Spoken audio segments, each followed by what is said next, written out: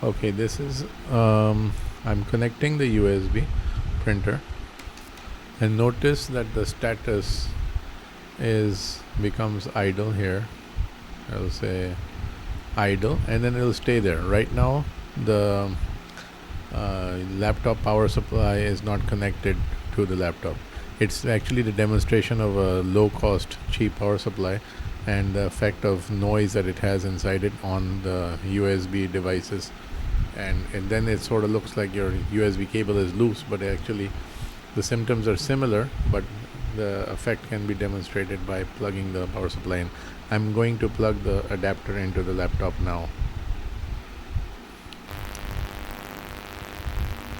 Now it is connected, so you might notice there might be some humming sound inside the audio also. Nothing has happened so far to the thing, but soon you should notice that the printer status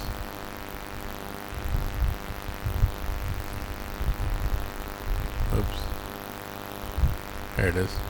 See, now you notice that after a few seconds the printer will start messing up, and then the status will change to this, and then I will plug the power supply out. See, notice that the power supply is now using battery power.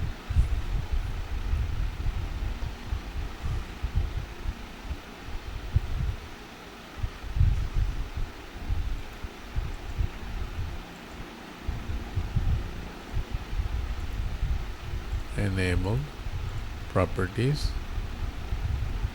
See, now it's back to idle. Now it will stay there on idle, no problems.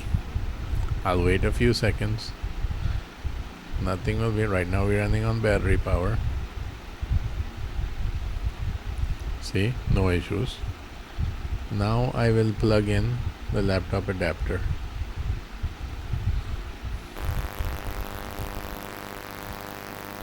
See, I plugged in the power, fully charged, and you start getting these errors, and this thing will change to stopped or unplugged, and it will sort of look like a USB either grounding problem or a USB cable problem, but it's actually a laptop power supply issue. Okay, now I'll pull the power supply out, change to using battery power, and you get idle all by itself, no issues. I'll wait 10 seconds and nothing's wrong with it.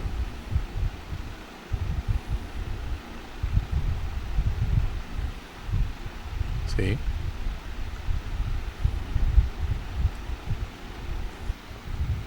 Okay, the objective of this presentation is to explain that if you're experiencing noise in your microphone, especially if it's a USB microphone, or printer issues like unable to print or the printer is offline, you can check this possibility by turning off the power to the laptop adapter and run on battery power only.